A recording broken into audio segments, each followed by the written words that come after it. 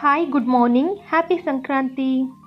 ಇವತ್ತು ಸಂಕ್ರಾಂತಿ ಆಗಿರೋದ್ರಿಂದ ರಂಗೋಲಿ ಹಾಕಿಬಿಟ್ಟು ದೇವ್ರಿಗೆ ಪೂಜೆ ಮಾಡಿ ಅಡುಗೆ ಸ್ಟಾರ್ಟ್ ಮಾಡಿದೆ.